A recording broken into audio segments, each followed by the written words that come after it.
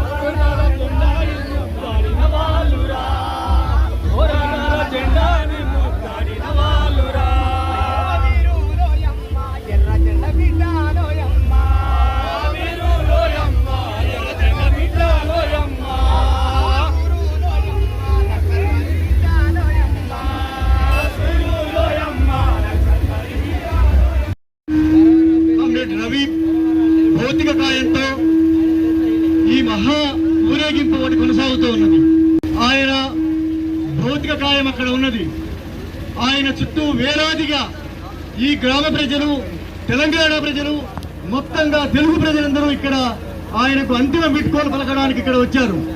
ఆయనను హత్య చేశాము అనేసి ప్రభుత్వం ఈరోజు సంతోషిస్తూ ఉన్నది. ఆయన భౌతిక కాయం అక్కడ ఉన్నది. కానీ ఆయన చైతన్యం మీ అందరిలో, మనందరిలో ఆయన చైతన్యం ప్రవహిస్తూ ఉన్నది. ఆయన ఆలోచనలు, ఆయన విప్లవ చైతన్యం మనందరిలోనూ కొనసాగుతూ ఉన్నది. అందువల్లనే ఆయనకు అంతిమ వీడ్కోలు ఇవ్వడానికి రాష్ట్ర వ్యాప్తంగా ఇక్కడికి మనం వచ్చాం. ఈ సందర్భంలో రెండు విషయాలు మనం స్పష్టం చేసుకోవాల్సిన అవసరం ఉన్నది. విప్లవకారులను హత్య చేసి గణేష్ లాంటి, లేకపోతే కరుణ లాంటి, బసవరాజు లాంటి విప్లవకారుల్ని హత్య చేసి మావోయిస్టు ఉద్యమాన్ని నిర్మూలించగలమని కేంద్ర ప్రభుత్వం కలగట్టు ఉన్నది. దాన్ని నిజం చేస్తామని వాళ్ళు అంటూ ఉన్నారు. దాన్ని మనం అంగీకరిస్తామా, దాన్ని అడ్డుకుందామా అనేది ఇక్కడ మనం ఈరోజు నిర్ణయించుకోవాల్సిన అవసరం ఉన్నది. మావోయిస్టు ఉద్యమాన్ని కాపాడుకోవడం అనేది ఈరోజు భారత ప్రజల అతి ప్రధానమైన కర్తవ్యం. దేశంలోని 140 కోట్ల మంది ప్రజలకు ఒక రాజకీయ ప్రతినిధిగా ఈరోజు విప్లవోద్యమం కొనసాగుతూ ఉన్నది. 140 కోట్ల మంది పేద ప్రజలు, ఉత్పత్తిదాయకమైన ప్రజలు, కష్టజీవులు, వాళ్లకు రాజకీయ ప్రతినిధిగా ఉన్న విప్లవోద్యమాన్ని, విప్లవ పార్టీని కేంద్రంలో ఉండే బీజేపీ ప్రభుత్వం, బీజేపీ కూటమి నిర్మూలించాలి అనుకుంటూ ఉన్నది.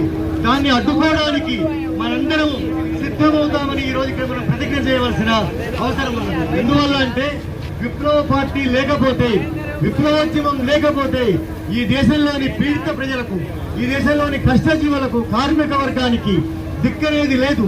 ఎందువల్లనంటే ఈ దేశంలో ఉండే ఏ ఎన్నికల పార్టీ కానీ, ఏ బొజ్జువ పార్టీ కానీ ఈ దేశంలో ఉండే ప్రజల కష్టాలు తీర్చలేము అనేసి 70 ఏళ్ల ప్రజాస్వామ్యం రుజువు చేసింది.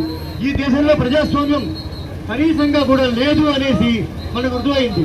ఈ సందర్భంలో మనం మావోయిస్టు ఉద్యమాన్ని నిర్మూలిస్తాము అని ఈరోజు అక్కడ కేంద్ర ప్రభుత్వం ఒక ప్రతిజ్ఞ చేసిన సందర్భంలో దాన్ని కాపాడుకోవడానికి మనం సిద్ధమవుతామా లేదా అనేది ఇక్కడ మనం తేల్చుకోవాల్సిన అవసరం ఉన్నది. అంతేకాదు, దాన్ని తేల్చుకోవడానికి, ఈ దుర్మార్గమైన కగారు యుద్ధాన్ని ఆపడానికి, వేలాది మంది ప్రజలను చంపివేస్తున్న ఈ భాషికమైన ఈ ఫాసిస్టు యుద్ధాన్ని అడ్డుకోవడానికి మనమందరం ఏం చేయవలసి ఉందో మీరంతా ఆలోచించాల్సిన అవసరం ఉంది. ఎందువల్ల అంటే గణేష్ అంతిమయాత్రలో పాల్గొనడము, గణేష్కు నివాళి ప్రకటించడము అంటే ఇప్పుడు ఈ శాంతి చర్చల సందర్భంలో కాల్పుల విరమణ ఒప్పందాన్ని ఒప్పుకునేలాగా కేంద్ర ప్రభుత్వం మీద, అట్లాగే తెలంగాణ ప్రభుత్వం మీద ఒత్తిడి తీసుకురావడమే మన ప్రధానమైన కర్తవ్యంగా ఉండాల్సిన అవసరం ఉన్నది. కాల్పుల విరమణ ప్రతిపాదన చేసినటువంటి కేంద్ర కమిటీలో కామ్రేడ్ గణేష్ ఒక సభ్యుడు, ఆయన నాయకుడు.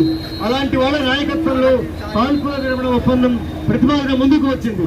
మీరు కాల్పుల విరమణ, మీ రాష్ట్ర ప్రభుత్వాలు కానీ, కేంద్రంలోని ప్రభుత్వం కానీ కాల్పుల విరమణకు అంగీకరిస్తూ మావోయిస్టు పార్టీతో శాంతి చర్చలు చేయడానికి మీరు సిద్ధం కావాల్సిన అవసరం ఉంది అని వాళ్ళ మీద ఒత్తిడి తీసుకురావడమే కామ్రేడ్ గణేష్ మనం ఇచ్చే నివాళి అవుతుంది.